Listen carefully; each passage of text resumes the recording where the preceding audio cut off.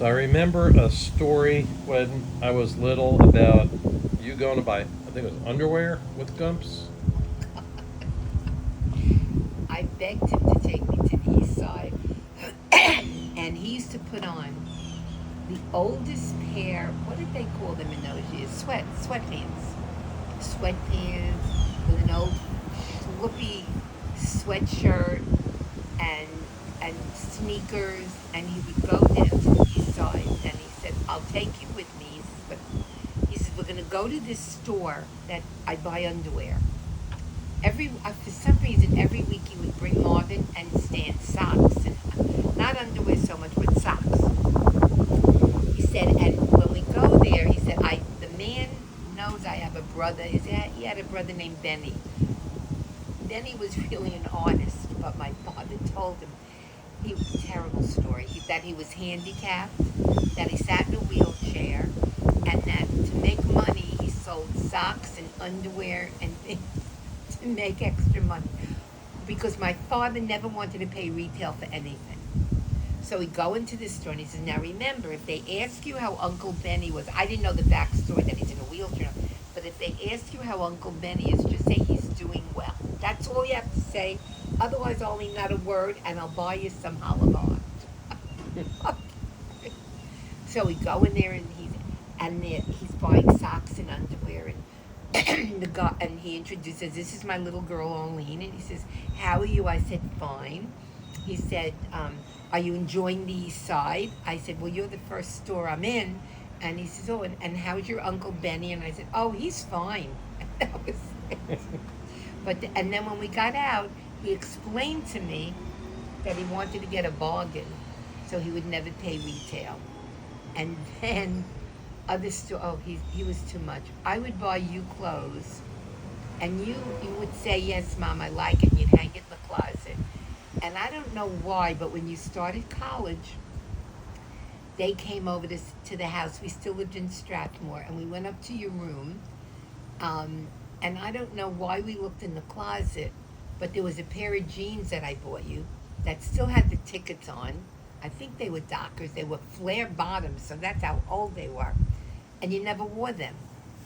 So, of course, Gum said to me, "Give them to me. I'll take them to Florida. I'll return them, and I'll get something that I want. I said, "Okay," because I said David will never wear them. He takes them back to Florida, and he goes to Burdines, and he brings them in, and he says to the woman, my daughter bought me these ridiculous pants, and I'd like to change them for a different pair of Dockers." And the woman looked at it, she says, "We don't even sell these pants." She says, "They're really old." Yeah, I mean, who wore flare pants then? So he said, "Okay," and he took them back home. And he always had that package with him. And he finally saw a young girl working behind the counter, and figured, you know what? She's a high school kid. She'll never know that they don't sell these pants. Sure enough, she let him exchange the pants for a different pair of Dockers. And I don't think for months that he ever went back to that department. But that was my father. And then one time he came into Manhattan. Now he had to be in his 70s at that time. And he went down to the garment center. He liked these little golf hats. I guess you call them golf hats. And he wanted to get a couple, but I think they were like $25 or $30 a piece. Oh, and he wasn't going to pay retail. So he went up to the manufacturer of the hats, spoke to him, and he said, "I'm a buyer for Burdines, and I'd like to get a few samples. I'd like to put these hats in my stores. Can I see what you have?" And the guy showed him, and he picked out, I think, two or three, and he said, "Let me pay you for these samples. I'd like to take them back to show my boss. We're going to have a buyer's meeting, and I really would like to put these in all my stores." And the guy said to him, "No, take them. I'll give them to you." He said, "No, I don't want to take them. Just charge me whatever the wholesale price is," because he would never want to take anything for free. So we got the three hats, left there, came back. I don't know if he was in Aunt Gail's house or my house, and and he showed us the hats because I was there that weekend. And he said, I got these hats. I told him I was the buyer for Burdines. I said, Daddy, you lied to the guy? He said, well, if he was stupid enough to think a guy in his 70s is a buyer, then he deserved to sell me those hats. that was Gooms. And then one time he told me a story. Gary went down to visit them. And Gary believed every story. Gooms could tell him he was an astronaut, and Gary would have believed it. And he took Gary to the mall. They had a really nice mall. And they had a Valley shoe store. And in the window, all the shoes were propped up on rolls of toilet paper. And Gary said, Gooms! And Gary talked very loud. Gooms! How come they have all these rolls of toilet paper in the window? I never saw anything like this. And my father said, because when they see the price of the shoes, they just shit in their pants. I said, Daddy, how could you say that? He's just a little boy. That's but that was my father. And then another time, I think they were in a grocery store and they were online. And I don't know why, but Gary said something very low and my father didn't hear him. And then he said, Gooms, can you hear me? Are you deaf? And loud. And my father said, what? I can't hear you, Gary. But you could always fool Gary. And then there was a time after my father had a heart attack. I guess the medicine they gave him didn't agree with him, and Gary was still there. And my mother had called an ambulance because she was worried he was having a reaction from the medication, and his blood pressure was crazy. But Gary gets very nervous, so he went downstairs to wait for the ambulance to come. And they have a catwalk, like something like you have here. They called it a catwalk because it was different apartments. And my mother was upstairs, and Gary kept yelling up, is Gooms still breathing? Is he still breathing? Because he was worried he would die while he was... But that was Gary. I remember when Gooms told him that your mother was wearing a wig. Yes. She was bald. Yes. And he pulled her hair. Yeah. What was even funnier is when you came over with Jenna. Do you remember that? Yeah, then And Jimmy. and Jenna. No, Jenna and Jimmy. And Jimmy was holding. You had bought Michael a little dog. I think that was that the time when you bought the dog. I'm trying to remember, but Daddy, they were there from Florida, and he was helping us sort baseball cards. And he put on a rubber glove because it was easier to move the cards to see. We were trying to make sets of baseball cards, and he was moving the cards with his hand. And Jimmy was, I'm pretty sure that's when it was, because I think that's the only time Jimmy really came to our house. I don't even remember how old Jimmy was. I can't think of. He was 12 Maybe when he Jen was- and I met. Oh, okay. So I mean, and you bought the dog for Michael for his birthday. I remember. Mhm. And Jimmy took a look at Daddy with the rubber glove. And I think he must have asked Daddy why he was wearing the rubber glove. And he says, because I only have one arm. This is my wooden arm. Yeah, no, Gump said, I bet you're wondering why I'm What? wearing this glove. Oh, okay. I didn't. Because I I have a wasn't wooden there. hand. And Jim said, I didn't think it was wood because I saw his fingers moving. Oh. But see, you get your sense of humor from me and Go. Because you would say something like that too. Yeah. That was funny. So you talked about the flea market where you sold yeah. on the weekends. Yes. And eventually you went from one table to a booth. I went to a booth. And it was called Arlene's Glass Hopper. And I had Right. a big wooden sign made. And I would get up at 5 o'clock in the morning. And I would go to Millstone. In Millstone, they had a flea market. And I would look to buy stuff there. Then I would go to... And what would you buy? I bought some glassware. I bought some... Anything that looked like it would be good for me to put into my booth. I had a very pretty booth. I actually hired a woman to help me, maybe Ann Vick. She was a customer of mine, and she would go and buy things, and she said, can I put some of my things on your table? She said, and I would like to work with you. So, I mean, I didn't pay her, but she brought some of her things, and then she brought fancy tablecloths in, and we set up a whole bunch of tables. And I had prices on every item. And sometimes and most of the times I got what I asked for. And then I learned, put it up a little higher, because everybody comes to a flea market to bargain. But when I would go shopping, I always felt guilty, you know, to asking for something cheaper, especially if I knew I was going to get a lot more for it. But anyway, I would get up 5 o'clock in the morning and I would go to 3 different flea markets. I would go to Collingswood, Millstone, and Englishtown. And then I would go to Kingsburg to open up the booth. Daddy would make you and Michael breakfast, I guess. And then you used to come, I don't know if it was all the time, but you used to come to the booth. And I made pretty good money then in that booth. I really did very well. And then you would give me your old baseball cards. I'd rubber band them, and I would sell your old baseball cards in rubber bands, like 100, whatever.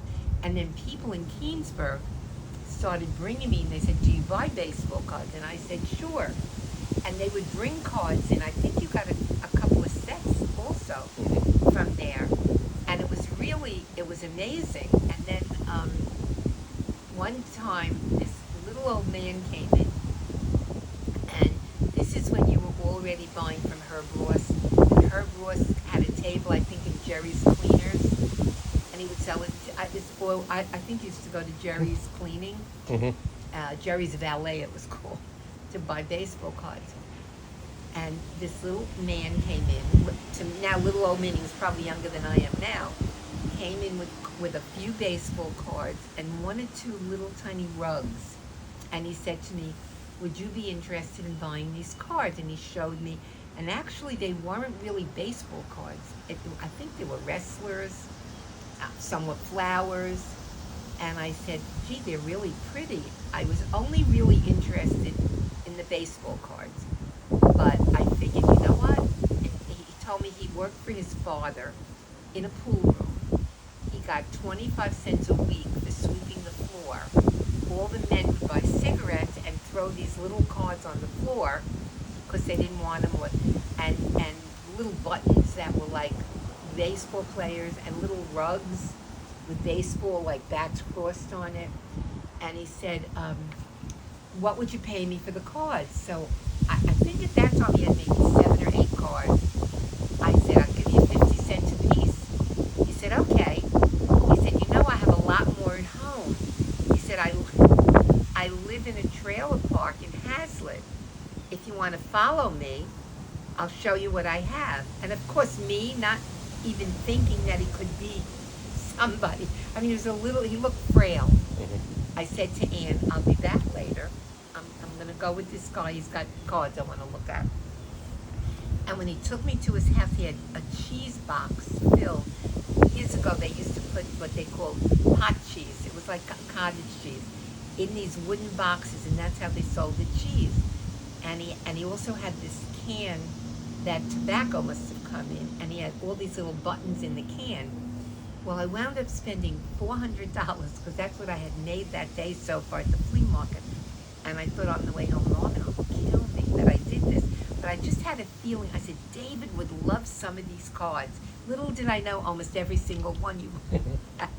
But that's how you got your first tobacco cards. I'm not sure. Yep. Yeah, and you were smart enough to keep them all. You let me sell the doubles. Yep. And it was really, I mean, that's like a one-time thing that would ever happen. Yeah, so that was interesting. But eventually your glassware got replaced by sports stuff. Yeah, what happened was they closed that flea market. And the people in Keensburg, the people that came there would buy used glass, pictures, mirrors. And this is really amazing. When I first got in the flea market, there was a booth not across from me, but further down, that woman that sold antiques, or she called it antiques. And I remember that my neighbor, Kathy, across the street, Kreitler, her mom put out a mirror for the garbage.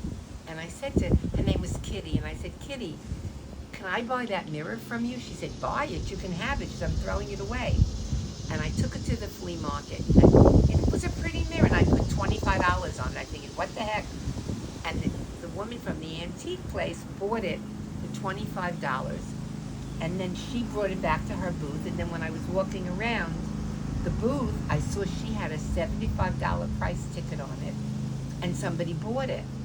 And when I got home, I said to Daddy, I'm so mad that she sold that for $75. She only paid me $25. And he said to me, Arlene, you put $25 on it, you would have gotten more than $25.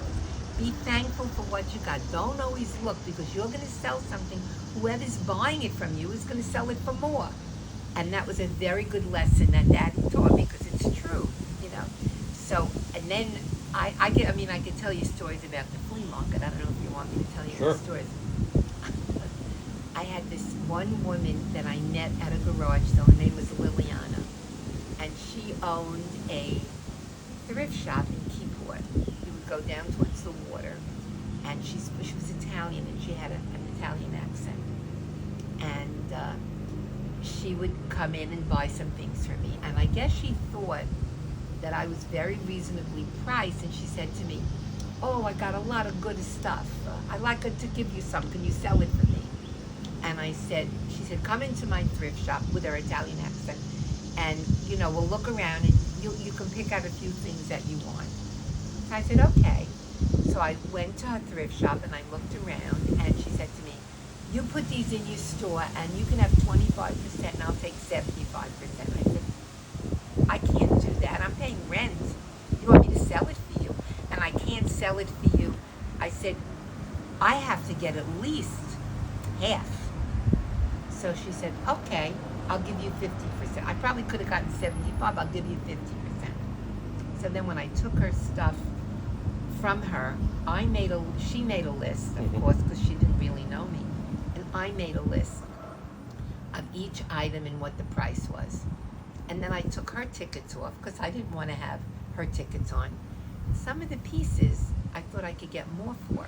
Actually, I took them all and put them in the dishwasher and cleaned them, because some of them weren't really clean.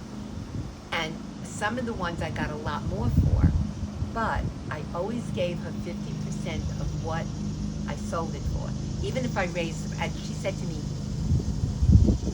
you're giving me more money? I said, because I raised the price, I'm giving you 50%.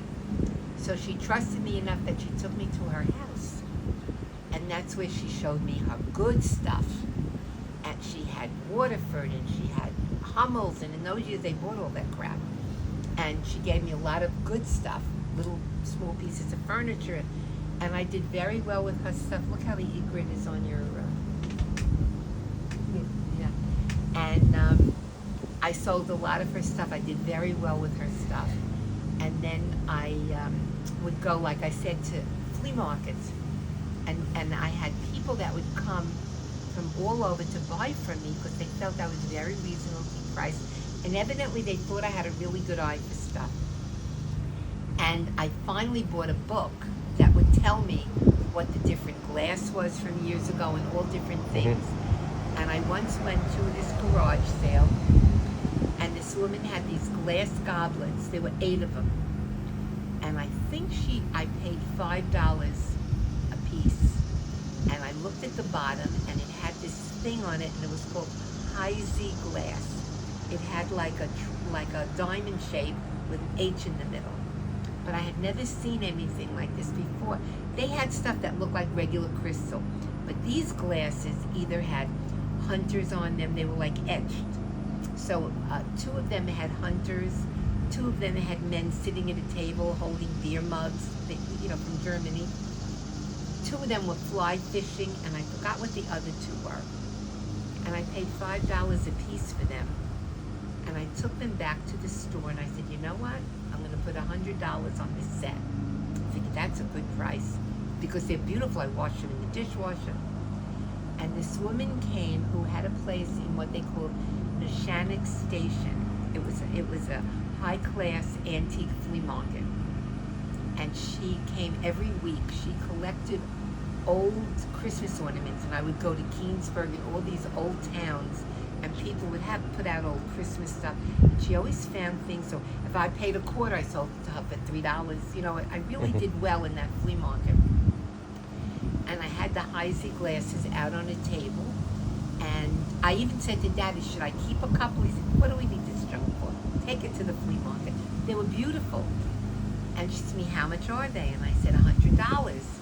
Well, she gave me $800. She paid $100 a piece. So, I mean, I was like, I didn't say anything. I took the $800. We packed them up in paper. You know, I had a newspaper, put them in a bag. And after she paid me and wrapped them up, she said to me, you know, she says, I feel so guilty. She felt guilty. I felt guilty. She said, these were commissioned by the Heisey company for somebody who was very wealthy. She said, they didn't make too many of these sets. She says, I could get a couple of $1,000 for these. And I think a piece, she said. And I said, I'm so happy for you. I was like, happy for me. I had $800. And then I didn't see her for about 3 weeks. And I thought maybe she's not coming back to me anymore. And then she came back and she told me her place burned down. And she said, I took 2 home. She said, the rest of the glasses, she said, everything was destroyed in her place.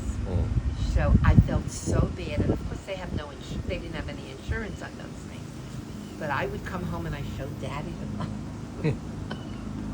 Then he didn't mind that I went every week. Right. And then when that flea market closed because Gutton Plan's Bakery bought the building, the people that ran the flea market opened a little shop where then Mazu was at that time. It used to be, I think, R&S Auto. It was an Acme. It was an Acme first, and then was it the And there flea was, market, and then it was R&S Auto? Yes. Yeah, I could remember. So it was an Acme, and then next door was a pharmacy Yeah, that sold dog food. and fish. Yes, Remember and I had fish? Right. And then there was a beauty parlor you used to go to. Yes, it was a beauty Because you parlor. talked about your relatives with the sugar cubes. I remember you guys used to feed me sugar cubes when you were getting your hair dried. Oh, really? I don't Yeah. remember that. That was good to give you a sugar cube. Sure wasn't a lollipop? It was a sugar cube. Oh, God. You guys sat under those big hair dryers. Right. And the right. ladies there used to give me sugar cubes. Oh, the ladies gave you. Yeah. No, I would. I never. You bought- probably did too. I don't think I ever bought sugar cubes. I used the little packages by Yeah. then. But so I knew that the people in Aberdeen in that area were not going to buy the crap that I sold in Keensburg. It was a whole different, a whole different Clientele. clientele. So I bought because she was so big into baseball cards and they were doing very well. I was getting so many. Unfortunately, nobody really came in to sell any in Stratton. They were buying. So I bought shirts and I bought binders and plastic bags. I also sold paperback books and comic books. And we did very well there until they closed down that flea market. And then before they closed down the flea market, I had a lot of people. I think you would come in. I don't know if you worked in the flea market with me. Yes. I know you worked in the store, but I don't know if you worked in the flea market with me. And then I remember that Marie, there was a woman, Marie, and her husband sold pizza. And there were all different kinds. I don't know if somebody sold tools. And then there was a woman who sold danskin stuff. And there was a guy, J&M Jeans, and he sold jeans. And There was a record store in and there there, was a I record remember. store. Zaslow's. Say that again? Zaslow's. Oh, yes, it has those collectibles, yes. And I used to help them sell it when they weren't there, which was most of the time. I would sell their stuff for them. And then when we heard that the flea market was closing, this crazy guy Dave had opened the hobby shop right down the strip from us, next to the Chinese restaurant, near the Chinese restaurant. And he had all kinds of different hobbies. And he asked me if I would like to come in and sell my baseball cards, because he figured this way I'd pay some of the rent, and he would get my customers in to buy the rest of the hobbies. And I think I asked, Marie couldn't do anything because it was a pizza place. So she said to me, I'd love to do something there too, because Marie and I had become friends. So I said to her, well, why don't I sell you the comic books? You could do the comic books, and I'll do the baseball cards. Um, and I think we went in to look at the store, and it was a mess. And he had a back room, and in the back room, he had all his furniture. Evidently, he had a store in Red Bank called Hobby Masters, and he and his wife got a divorce. And in the divorce, his wife got the business, and he got the kids. It was crazy. So he moved all the furniture, and he got the furniture. I guess they had to sell their house, and he owned the building from Hobby Masters. So he had a hobby shop, but he was really a little nutsy, and he had made a lot of money when that thing happened. He had owned a gas station originally, and when they had the alternate side of the street parking and all that, he made a lot of money during the gas crisis. I don't know whether he had people come that really paid him extra for gas or whatever, but he made a lot of money enough to buy the building in Red Bank and have a store. And then when they got divorced, he opened the store in Mattawan, hoping he could take all her customers. Mm-hmm. And he sold the trains and everything. And he had 2 phones on his desk. One was a red phone, which only he could speak to his lawyer upstairs. Crazy. And one was the phone for his business. And you would hear him yelling all the time. And I said to Marie, at that time, I was going to go in alone. And I said, there's no way I want to be, this guy is crazy. And I could only do it on the weekends. I couldn't because I had the kids, I had you and Michael. And I said to Marie, would you come in if I sell you the comic books? And you could do comic books and I'll do baseball cards? And she said, yeah, let's go talk to him. And she was tough. She knew, she was 10 years older than me, so she knew how to, she said, I want you to clean this area up and get rid of, he had cats. Get rid of those cats. She said, I'll take him to a shelter. I didn't know she just left him somewhere. She didn't tell me right away. But in the back of the store, he had litter boxes in the bathroom. It was a mess. And we told him we can only work on Saturday and Sunday. And of course, I don't even know if I would take the baseball cards home. I don't remember in the very beginning. Mm-hmm. But we also told him that we wanted to put a t-shirt machine. No, Right. I think that was afterwards. Mm-hmm. And Zaslow wanted to come in, and he rented a little space for his plates and his collectibles.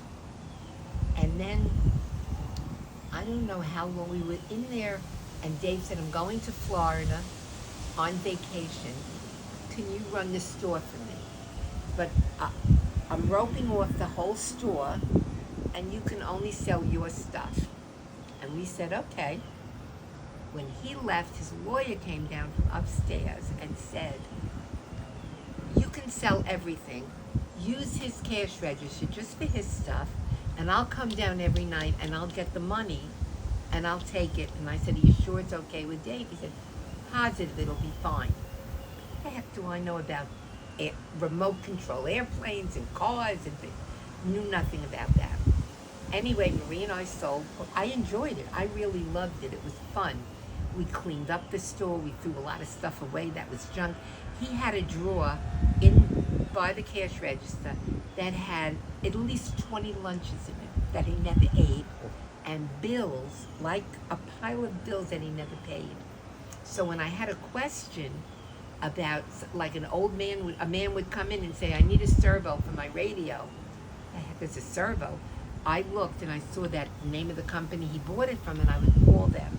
And I'd say, somebody is looking for a servo. Could you tell me what that is? And they explained some things to me. And then I would call the company after the store closed just to find out some more things about the hobby, because you don't want to look like a total not knowing anything, Anyway, so he came back from Florida. After 2 weeks, he went to Clearwater.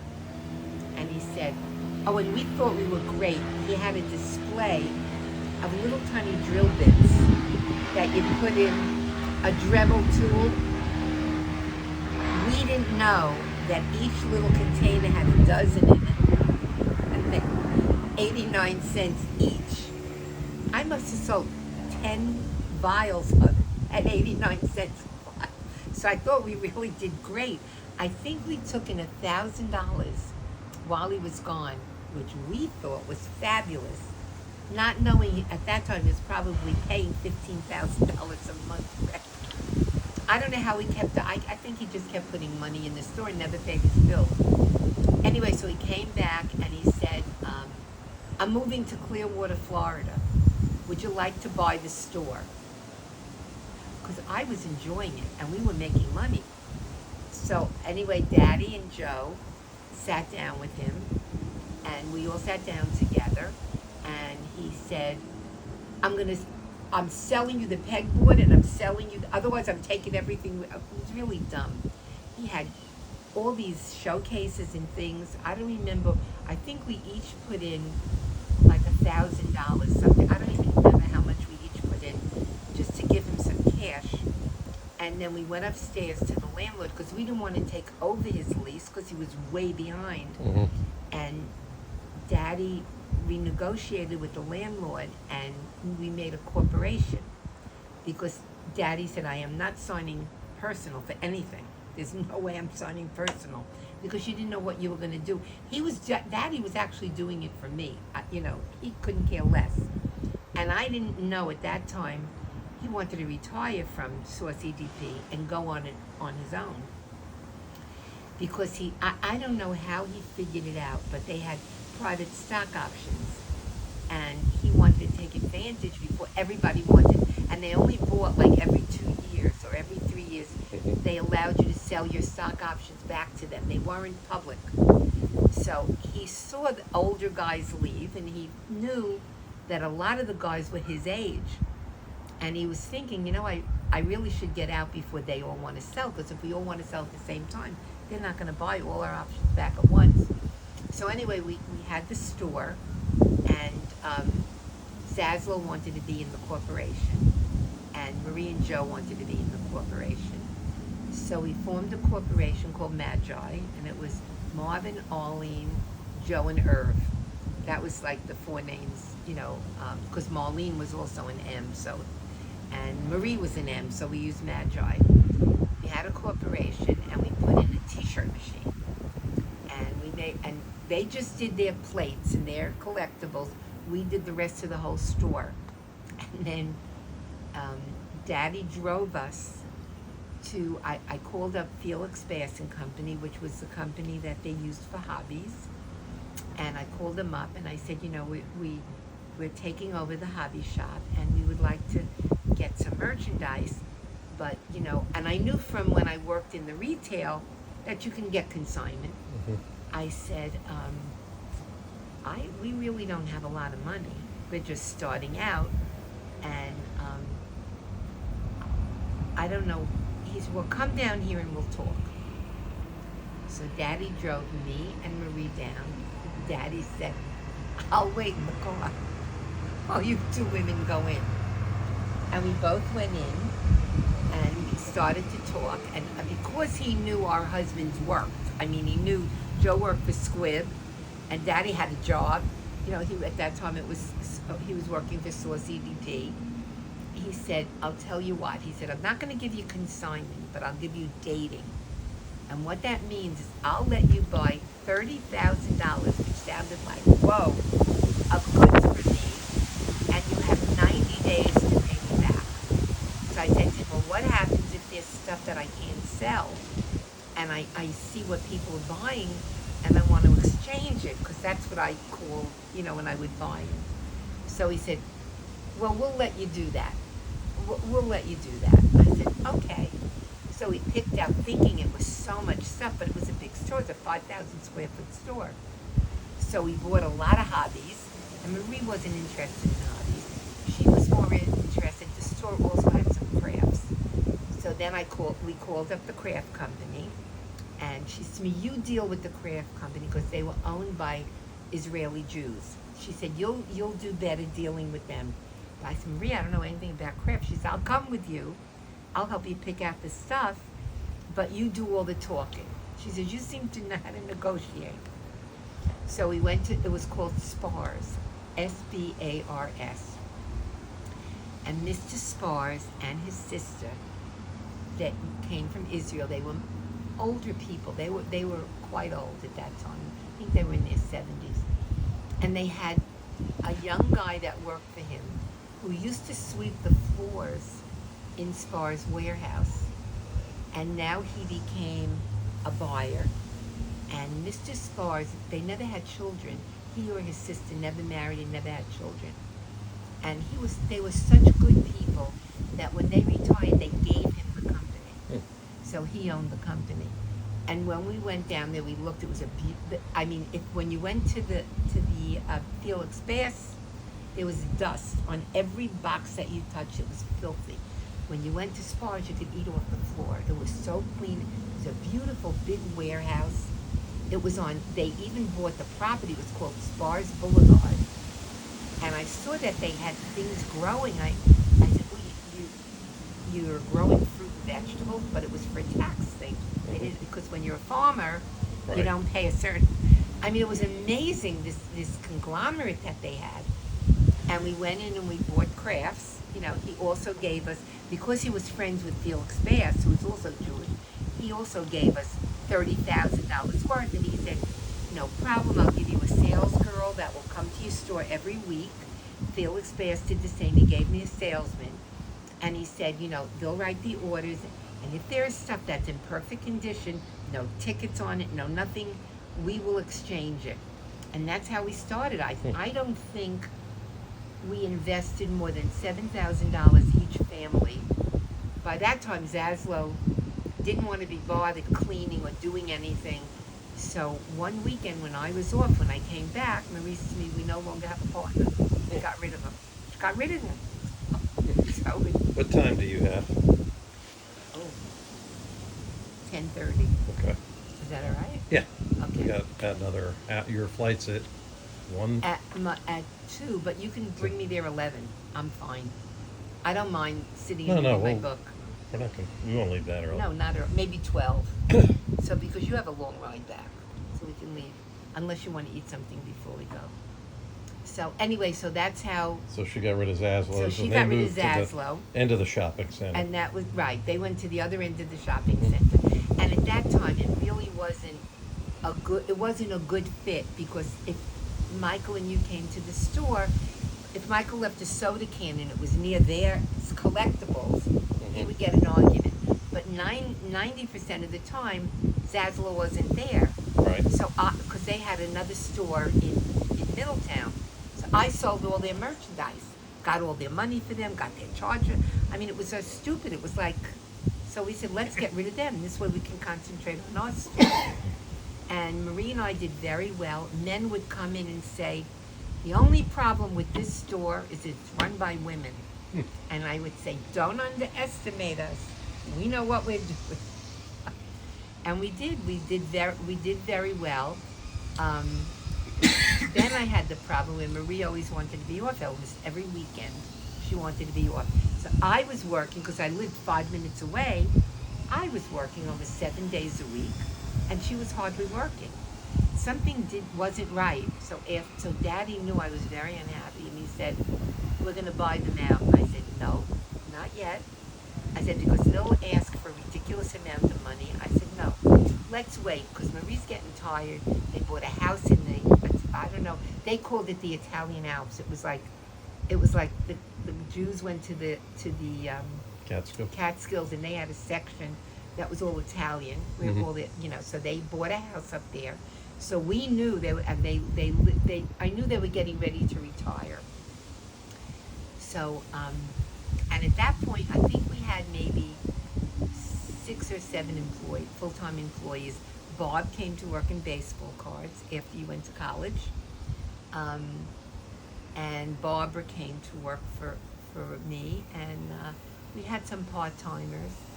Daddy at that time had sold in fact, when we bought the store, the same year, Daddy said, I'm retiring. I said, you can't retire. I want to be in the hobby shop.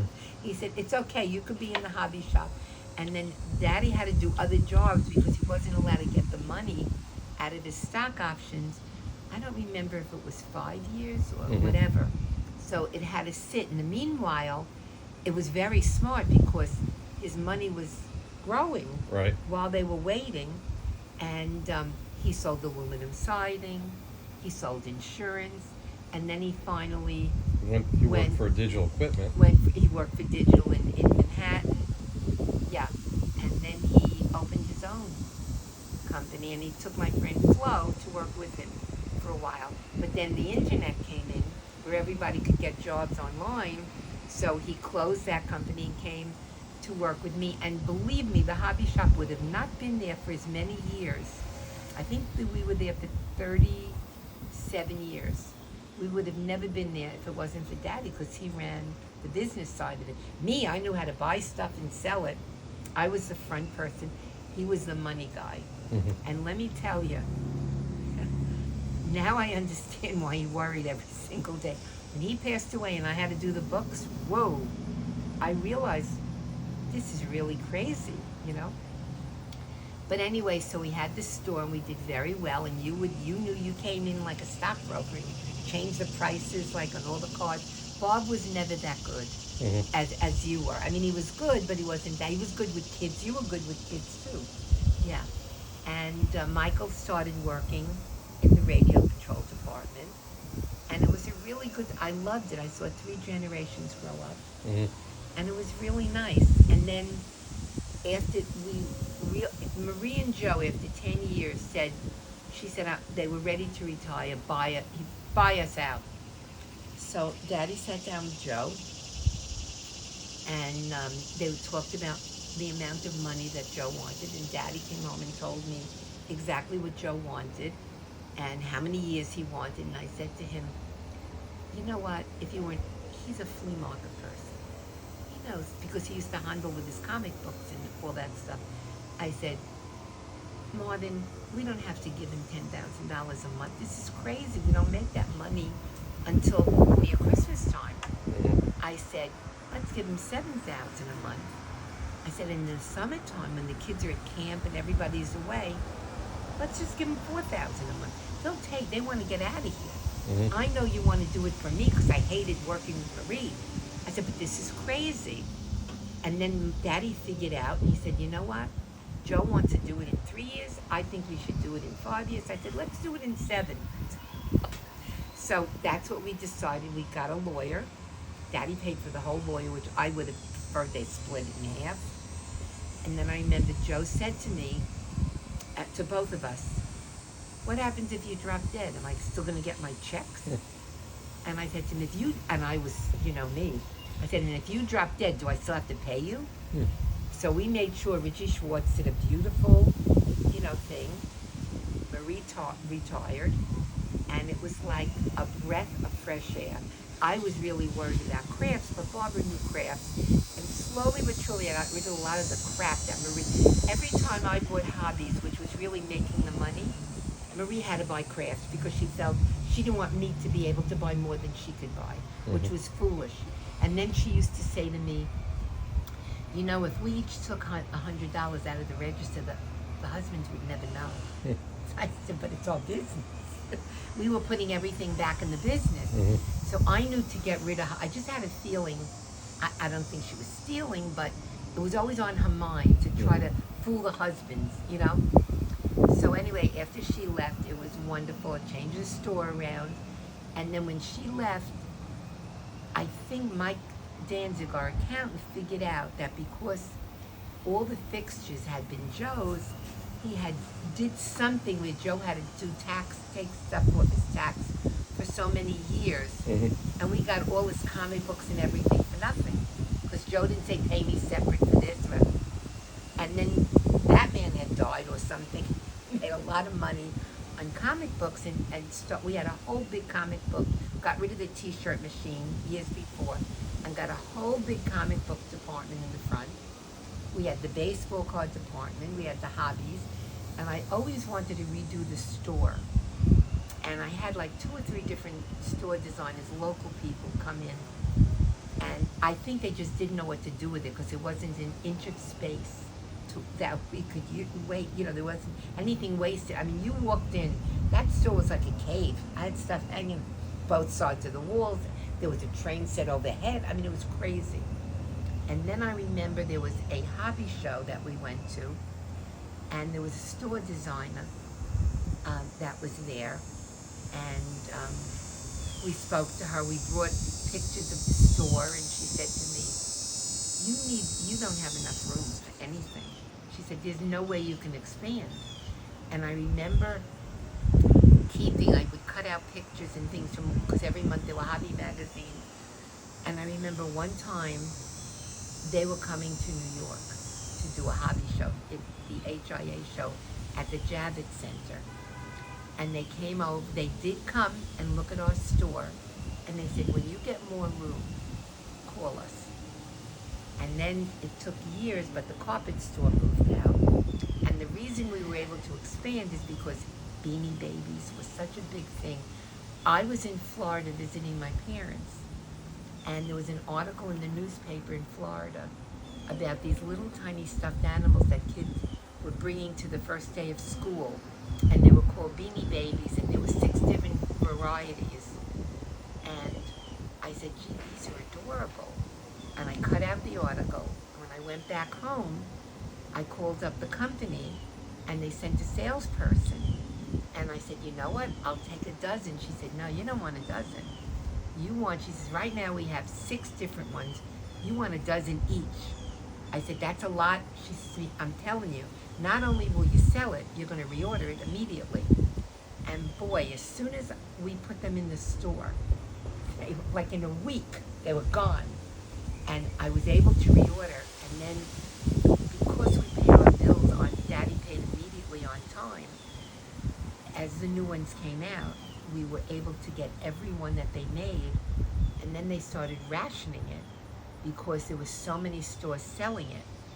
And but because the salespeople knew that Daddy paid on time, we would get, I think we would get like 12 dozen of this one, 6 dozen of that one, and certain ones were very collectible and were priced really high.